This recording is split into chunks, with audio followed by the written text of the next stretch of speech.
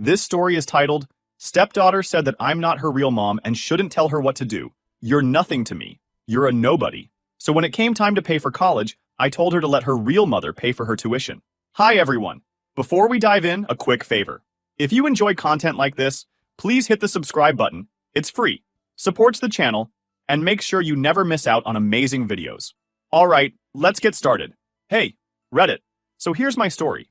I don't know why I stayed so long or why I let things get so bad, but looking back now, it feels like I was blind to all the red flags. My name's Lauren. I'm 46, and I own a bakery in Philadelphia. It's my pride and joy, something I built up from scratch with a lot of sweat and long nights. It's small, but successful, and I've always worked hard to make it a welcoming spot for the neighborhood. About 7 years ago, I met Greg. He was this contractor I hired to renovate the bakery when I was trying to expand. Right from the start, he had this way of making you feel like you could trust him. He wasn't bad looking either. Tall, dark hair, nice smile. He'd always take the time to chat with me when he was on a break, telling me about his life. He had this way of making it sound like he'd been through a lot, but was working hard to overcome it, you know? He talked about his daughter, Chloe, who was 11 at the time. He said she was his whole world, and that he'd been raising her on his own after his ex-wife, Nina, lost custody. According to him, Nina was irresponsible and caused a lot of chaos in their lives. So Greg had stepped up as the solid parent. He made it sound like he was some kind of superhero dad. And honestly, I ate it up. I thought, wow, what a good guy, taking care of his kid like that. Within a year, we were talking about marriage. Greg had this way of making everything sound like we were building a life together. He'd say things like, Chloe and I would love to have a real family again. And I guess I let myself believe that I could give them that. It wasn't just about Greg. It was Chloe too. She was shy at first, but sweet in her own way. I wanted to give her a stable, happy home, something I didn't really have growing up. So, we got married. Greg and Chloe moved into my house, which was bigger and closer to better schools for her. At first, it was great. We did family dinners, game nights, and weekend outings. Chloe seemed to be warming up to me. And Greg? Well, he seemed perfect. He'd help around the house, tell me how much he appreciated me, and remind me that we were building a future together. But looking back, the cracks started showing pretty early on. 4 years after we got married, Greg told me he was leaving his contracting job. He said the management was toxic and that he couldn't stand the way they treated him. I was sympathetic at first. I mean, everyone deserves to work somewhere they feel respected, right? He said he just needed a little time to figure out his next step, and I didn't question it. Chloe, on the other hand, seemed to be adjusting well to her new school and neighborhood. She was making friends, joining clubs, and even started talking about college plans. One day, she came home from school and said she needed a $200 calculator for some advanced math class. I told her I'd look into it, but before I could even finish the sentence, she snapped, "What's there to look into? I need it." Greg, who was sitting on the couch scrolling through his phone, chimed in with, "Just get it for her, Lauren. It's for school." Like, excuse me? I'm already paying for everything, and you're just going to sit there and tell me what to do with my money? I should have said something then. I should have set boundaries, but I didn't. I wanted to keep the peace. I told myself, this is what families do. You support each other. So I bought the damn calculator and pretended it didn't bother me. But deep down, I was starting to feel like I was being taken advantage of. The thing that really got to me was how Greg talked about our future while doing absolutely nothing to contribute to it. He'd sit there with his coffee, telling me about these grand plans to start his own business. Once I get it up and running, Lauren, you'll see. I'll make sure you don't have to work so hard anymore. It sounded great in theory, but there was zero follow-through. He didn't even have a business plan. It was all talk. Okay. At first, I tried to be understanding of Greg quitting his job. Everyone hits rough patches, right? But I wasn't expecting his rough patch to turn into a full-on freeloading lifestyle. But weeks turned into months, and the man did absolutely nothing. I'd come home from 12-hour days at the bakery to find him sprawled out on the couch, eating chips and watching reruns of old cop shows. He didn't even bother to change out of his sweats most days. Meanwhile, the groceries he promised to pick up tomorrow were still not bought. The sink was full of dishes, and the trash was overflowing. "Hey, Greg," I'd ask, trying not to sound too annoyed. "Did you send out any job applications today?" "Not yet," he'd say, eyes glued to the TV. "I'm still working on my portfolio. You know, for the freelance gigs I'm planning." Oh, the freelance gigs. Let me tell you about those. Apparently, Greg's big plan was to start some kind of home renovation consulting business. He talked a lot about pivoting his skills and being his own boss. Sounds impressive, right? Except he never actually took any steps toward making it happen. No website, no business cards, no marketing, nothing. One time, I even offered to help him set up an Instagram account to showcase his work. I thought maybe if he had a platform, he could attract clients. But he just shrugged and said, "I'll get to it later. Social media is not my thing." Like, dude, it's 2023. If you're trying to start a business, you need some kind of online presence. While Greg was busy planning his imaginary empire, I was footing the bill for literally everything. Mortgage, Mr. Utilities, Mr. Groceries. You guessed it, me. Chloe's school expenses. Oh yeah, also me. And let's not forget Greg's little hobbies. He started getting into woodworking as a stress reliever, which meant I was buying him expensive tools and supplies that sat untouched in the garage. One day, I came home from the bakery and found a $400 saw sitting in the living room. "What's this?" I asked, holding up the receipt. "Oh, that's for my new project," Greg said, not even looking up from his laptop. "I'm going to build a custom coffee table for the living room." "Greg, we already have a coffee table," I pointed out. "Yeah, but it's not personal, you know? I want something that represents us." The coffee table never got built. The saw stayed in the box for weeks, until I eventually shoved it into the garage to get it out of sight. Meanwhile, Chloe was catching on to her dad's vibe and started acting like the world owed her too. Every time she wanted something, she'd just assume I'd buy it for her. She didn't even bother asking Greg because, let's be real, he was just as broke as she was. "Lauren," she said one evening, sliding her laptop across the table toward me, "I need this jacket for school. It's for the senior trip." The jacket was $250. A jacket for one trip. "Chloe, that's really expensive," I said. "Can't we find something similar that's a little cheaper?" She rolled her eyes so hard, I thought they might fall out of her head. "It's mandatory," she said, like I was being unreasonable. "Everyone else is getting one." Before I could say anything, Greg chimed in from the couch. "Just get it for her, Lauren. It's not that big of a deal." Like an idiot, I caved. I swiped my card, told myself it wasn't worth the argument, and tried to move on. But it didn't stop there. Oh no. Chloe started treating me like her personal ATM. Need money for a field trip? Ask Lauren. Want the newest iPhone? Lauren will pay for it. She didn't even say thank you most of the time. It was just expected. One day I overheard her talking to one of her friends on the phone. "Yeah, my stepmom's loaded," she said, laughing. "She doesn't even care how much stuff costs." I just stood there, stunned. Is that what she thought? That I didn't care? That I was just some endless source of money? Greg wasn't any better. He started making these little comments that rubbed me the wrong way. Like, if I ever complained about how busy I was at the bakery, he'd say, "Well, at least you're making good money." Or if I brought up the bills, he'd go, "You're doing fine, Lauren. Why stress about it?" Why stress? Because I was paying for 3 people on one income, Greg. That's why. One night, after a particularly long day, I decided to sit Greg down for a serious talk. "Listen," I said, "I'm happy to help while you're figuring things out, but this can't go on forever. You need to start contributing, Greg. We're supposed to be a team." He looked at me like I'd just told him to walk to Mars. "I am contributing," he said. "I help around the house, don't I? I take care of Chloe." "Greg," I said, trying to keep my cool. "Helping around the house isn't the same as paying bills. And Chloe's almost 18. She doesn't need a babysitter." He sighed like he was the one being inconvenienced. "Lauren, I just need more time. You've got the bakery. It's not like we're struggling." That was the moment I realized Greg didn't see me as a partner. He saw me as a provider, someone who would keep everything running while he coasted through life. I decided to give him one last chance. "Okay," I said, "but you need to have a concrete plan by the end of the month. No more excuses." He nodded, but I could tell he wasn't taking me seriously. And surprise, the end of the month came and went with no plan, no job, and no change. I started feeling trapped, like I was carrying the weight of the entire household on my back while Greg and Chloe just sat there, taking advantage of me. I loved my bakery, but it felt like all the joy was being sucked out of my life because I was working so hard to support 2 people who didn't appreciate me. When I look back, I should have put my foot down sooner. But at the time, I kept telling myself it was just a phase, that Greg would snap out of it, that Chloe would grow up and start acting responsibly. I wanted so badly for us to be a happy family that I ignored all the signs that it wasn't working. But things were about to get a whole lot worse. By the time Chloe's 18th birthday rolled around, I was so desperate to keep the peace in our house that I didn't even realize how much I was bending over backward for people who didn't give a damn about me. Chloe had been dropping hints for months about how her birthday needed to be epic because it was the big one. You know, turning 18 and all. She wanted it to be the kind of party her friends would talk about for weeks. "Lauren, can we have the party at the bakery?" she asked one evening while scrolling on her phone. It's like super cool. And my friends are always saying how classy it looks. Classy? Sure. But classy doesn't come cheap. I hesitated for a moment, knowing full well this would cost me more than I was comfortable spending.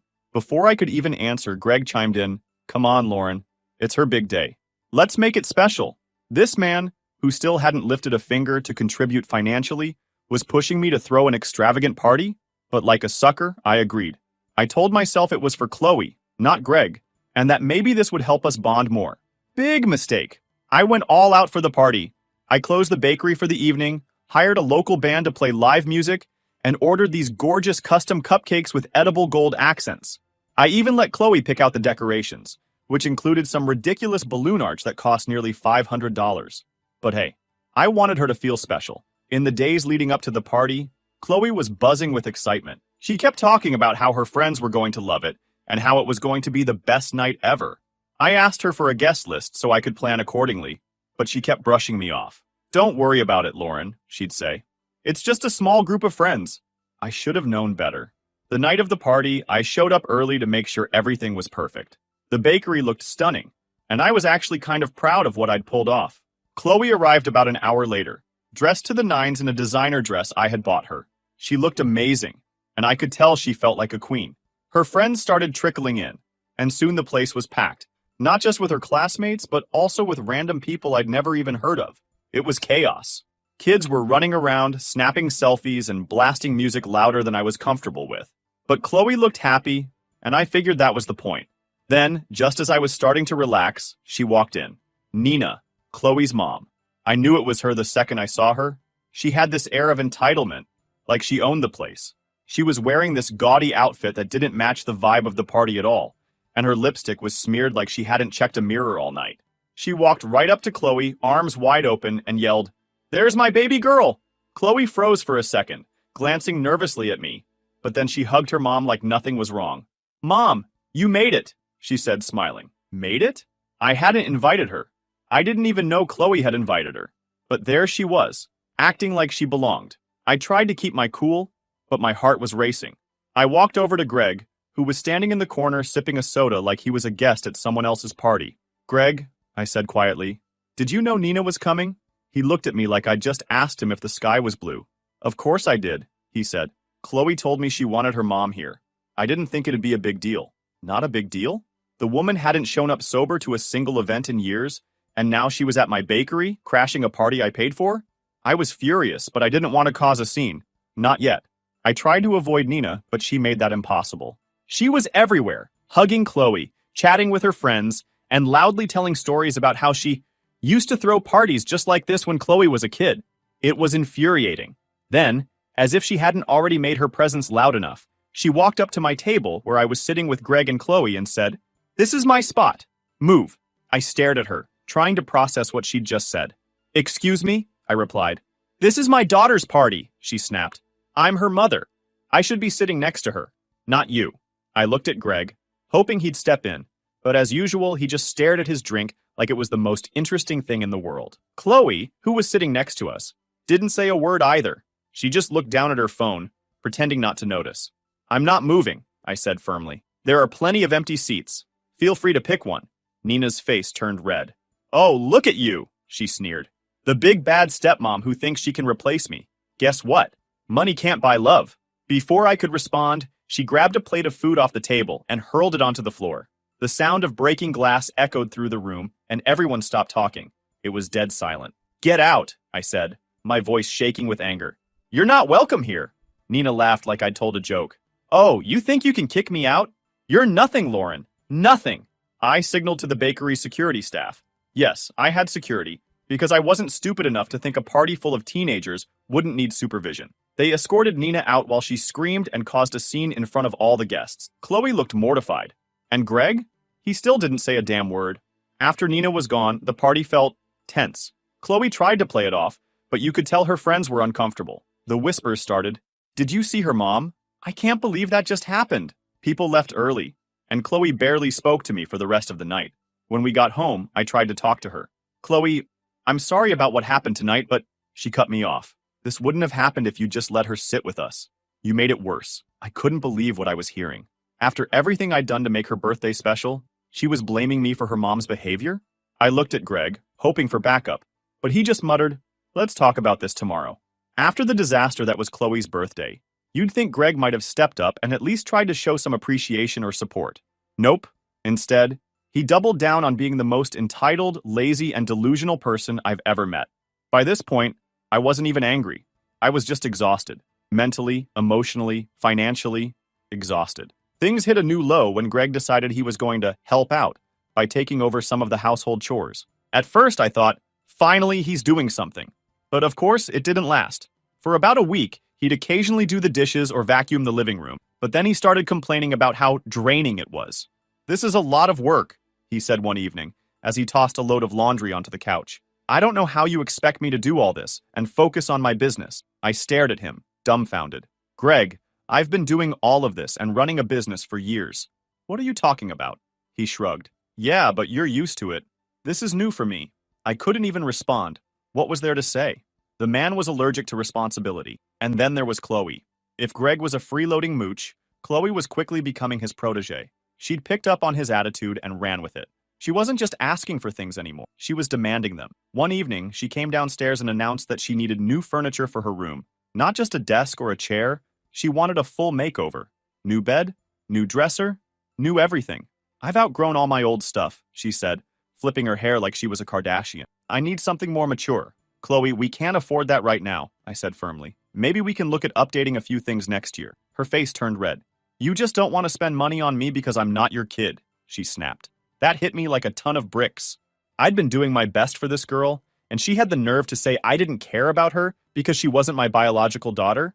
I didn't even know how to respond. Greg, of course, didn't say a word. He just sat there, staring at his phone like nothing was happening. That night, I sat down with Greg and laid it all out. "You need to get a job," I said bluntly. "I don't care what it is, but you can't just sit here and expect me to do everything. It's not fair." Greg didn't take it well. "You're being selfish," he said, crossing his arms. "You don't understand how hard it is for me right now." I laughed. An actual laugh, because I couldn't believe what I was hearing. "Hard for you? Greg, I'm the one working 12-hour days while you sit on your ass. How is that fair?" He just shook his head. "You don't get it, Lauren. You've always been about the money. You don't care about my dreams." That was it. That was the moment I realized Greg didn't see me as a person. He saw me as a bank account. Greg's true colors were in full view, and I knew things weren't going to get better. But little did I know, Chloe was about to up the stakes and push me to my breaking point. Chloe's graduation was the grand finale. By this point, I was so worn down by Greg and Chloe's entitlement that I could barely muster the energy to argue anymore. I'd become the human version of sure whatever, just going along with things to avoid yet another blow-up. But let me tell you, this one took the cake. It started a couple of weeks before Chloe's graduation ceremony. She came home one day, full of excitement, waving a letter from her school. "They're giving me an award at graduation," she announced, practically skipping into the kitchen. "That's great, Chloe," I said, genuinely happy for her. "What's the award for? Something about leadership or community service?" "I don't know," she shrugged, already texting someone on her phone. "But the important thing is, I get to go on stage." I smiled and congratulated her, even though it bugged me a little that she didn't even know what the award was for. Still, I figured this was a proud moment for her, and I wanted to support her. What I didn't realize was how quickly things were about to spiral out of control. The first sign of trouble came when Chloe announced that she wanted to have a big graduation party at the house. "We'll keep it simple," she said, which I now know is Chloe speak for start prepping your wallet. When I asked her how many people she wanted to invite, she casually said, "Oh, like 50, maybe 60. "Chloe, 60 people?" I said, my eyes practically popping out of my head. "Where are we even going to fit that many people?" "We'll do it in the backyard," she replied, like it was no big deal. "Just rent some tables and chairs, and maybe a tent. It'll be fine." Fine? I was still recovering from the disaster of her birthday party, and now she wanted me to host an even bigger event? I glanced at Greg, hoping he'd step in and suggest something more reasonable. Of course, he didn't. "She's only graduating once," he said with a shrug. "We should make it special." I gritted my teeth but agreed to the party. As the graduation ceremony got closer, Chloe's demands started piling up. She needed a new dress for the event. "Nothing cheap, Lauren? This is a big deal. New shoes to match the dress, professional hair and makeup, and of course, a custom cake for the party." By the time I finished paying for everything, I was out hundreds of dollars. Not once did Greg or Chloe even offer to chip in. On the morning of the ceremony, Chloe came downstairs wearing her brand new dress, looking like $1,000,000. She glanced at me and said, "Don't forget to bring flowers for after the ceremony. It'll look weird if I don't get any." It'll look weird? Not, "Hey Lauren, could you please bring flowers?" No, it was just expected that I'd show up with a bouquet like some personal assistant. I bit my tongue, grabbed my keys, and ran out to pick up flowers before we headed to the school. By the time we got there, I was already exhausted, but I plastered on a smile and tried to focus on Chloe's big moment. The ceremony itself was fine. Chloe got her award, walked across the stage, and beamed at the applause. For a split second, I thought, okay, maybe this will be worth it. Maybe she'll realize how much I care and start treating me better. After the ceremony, we met her outside to take pictures. Greg handed her the bouquet I'd bought, taking all the credit, of course. "Your stepmom picked these up," he said, like it was some minor afterthought. Chloe barely glanced at me. "Oh, thanks, I guess." Thanks, I guess? I'd been running myself ragged to make this day perfect for her, and all I got was a half-hearted thanks? I swallowed my frustration and smiled for the pictures, but inside I was fuming. The real drama started at the graduation party. I'd spent all day setting up the backyard, arranging tables, hanging decorations, and making sure the food was perfect. By the time the guests started arriving, I was running on fumes. Chloe, on the other hand, was in full party mode, laughing with her friends and posing for pictures like a celebrity. Greg, as usual, was nowhere to be found, probably hiding inside, scrolling on his phone. About an hour into the party, Chloe came up to me and said, "Mom's coming over." I froze. "What do you mean, Mom's coming over?" "She wants to congratulate me," Chloe said, as if it were the most normal thing in the world. I told her to stop by. "Chloe," I said, trying to stay calm, "after what happened at your birthday, I don't think it's a good idea for Nina to come here." Chloe rolled her eyes. "That was your fault, Lauren. If you hadn't been so rude to her, none of that would have happened." I couldn't believe what I was hearing. "Chloe, she caused a scene, insulted me, and destroyed property. How is that my fault?" "You just don't get it," Chloe snapped. "She's my real mom, and she's part of my life whether you like it or not." I turned to Greg, hoping he'd back me up. Instead, he shrugged and said, "Let's not make a big deal out of this. It's her day." I'd spent weeks planning this party, paid for every single thing, and now I was supposed to let his ex-wife waltz in and ruin it? Absolutely not. "Nina is not coming into this house," I said firmly. End of discussion.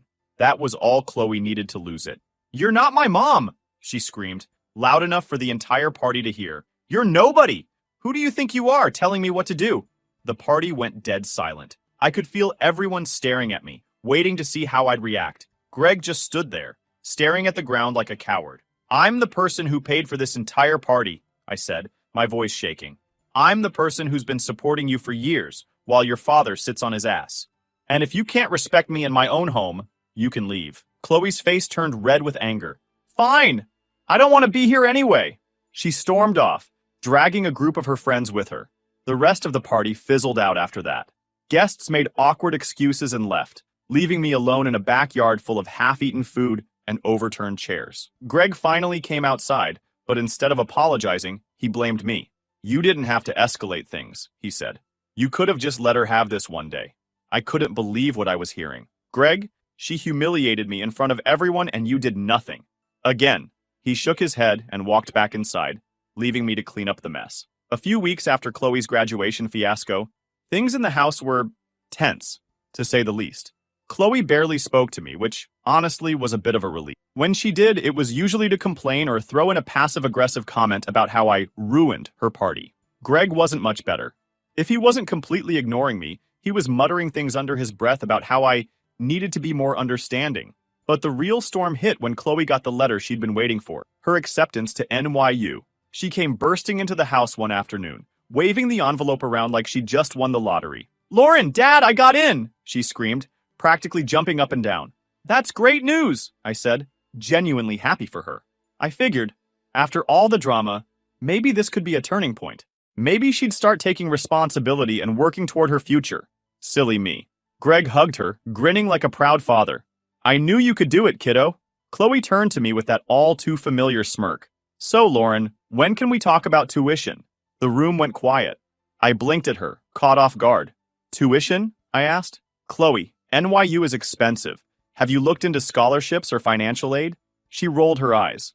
"I got some aid, but it's not enough. I figured you'd help cover the rest.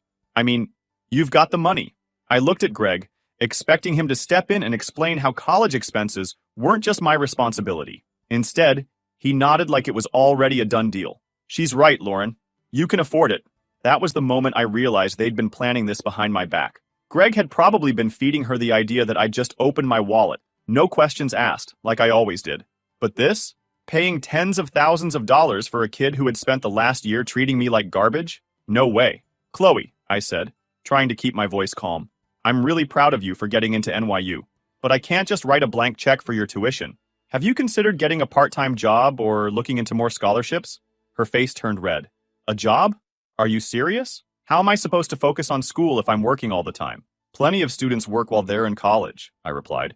It's a good way to build responsibility. Greg cut in before she could respond. Lauren, come on, she's just a kid. You don't want her to struggle, do you? A kid? I shot back. She's 18. And let's be real, Greg. She's old enough to know better than to expect me to cover this without even asking. Chloe crossed her arms and glared at me. You're just trying to punish me because of the graduation party. I stared at her, stunned. Punish you? Chloe, this has nothing to do with the party. This is about money. And the fact that you and your dad seem to think I'm a bottomless ATM? Greg threw up his hands. Oh, here we go again. Everything's about money with you, Lauren. Life isn't fair, Chloe muttered under her breath. I turned to her, my patience wearing thin. You're right, Chloe. Life isn't fair. But that doesn't mean you get to dump all your responsibilities on me. If you want to go to NYU, you need to figure out how to make it happen. The conversation didn't end there, of course. Chloe stormed off to her room, slamming the door so hard it rattled the windows. Greg sat on the couch, sulking like a teenager. For the next few days, the house was a war zone. Chloe wouldn't even look at me, and Greg kept dropping passive-aggressive comments about how I was letting the family down. One night, Greg finally decided to confront me. You're being selfish, Lauren, he said, standing in the kitchen while I washed dishes. This is her future we're talking about. I turned to face him, my hands still wet. Greg, don't you dare call me selfish. I'm just realistic. She's your stepdaughter, he said, like that was supposed to mean something. You're supposed to support her. She's only my stepdaughter when it's convenient for you, I shot back. Every other time I'm just Lauren, the woman who's not her real mom. Well, not anymore. Greg looked at me like I just slapped him. What's that supposed to mean? It means I'm done, I said, wiping my hands on a towel. I'm done being taken for granted. If Chloe wants to go to NYU, she can figure it out with her real mom.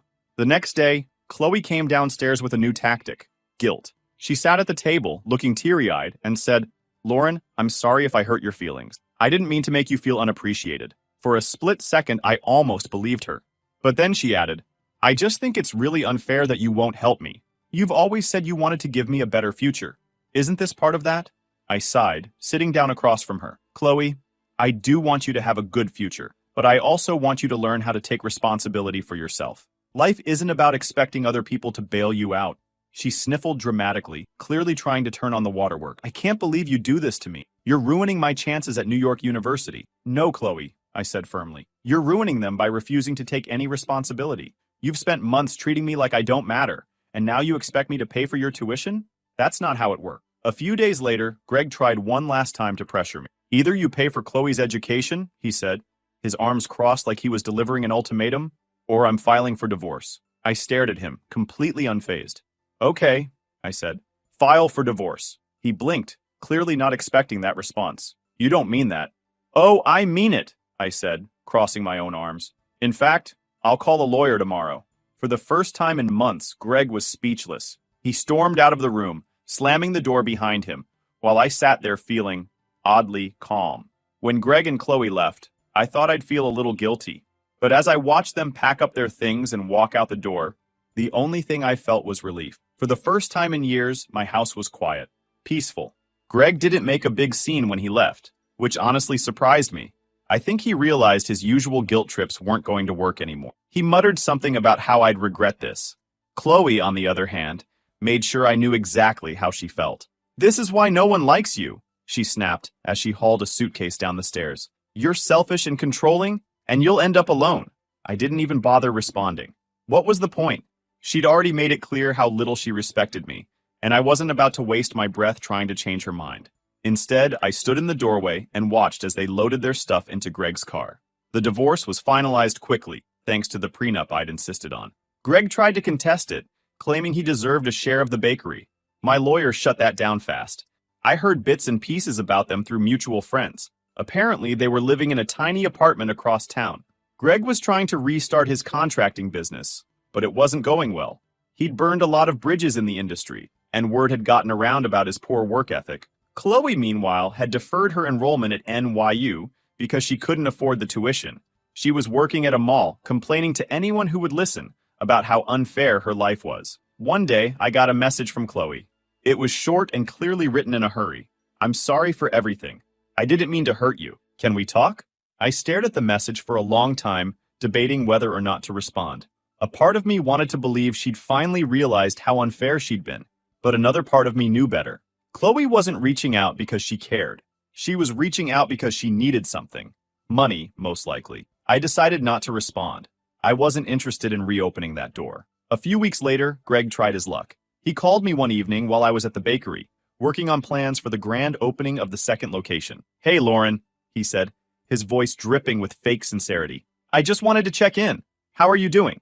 I almost laughed. "What do you want, Greg?" I asked, cutting straight to the point. There was a long pause before he finally admitted why he was calling. "I was wondering if you'd be willing to help Chloe out. She's really struggling right now, and I know you care about her deep down." I felt my blood boil. "Greg, let me make this clear. Chloe is not my responsibility. I'm done. If she's struggling, that's on you. And her." He tried to argue, but I wasn't having it. "Goodbye, Greg," I said, hanging up before he could say another word. That was the last time I heard from them. And here, my story ends. Thanks for reading, Redditors. And remember, never let anyone take advantage of your kindness. You deserve better.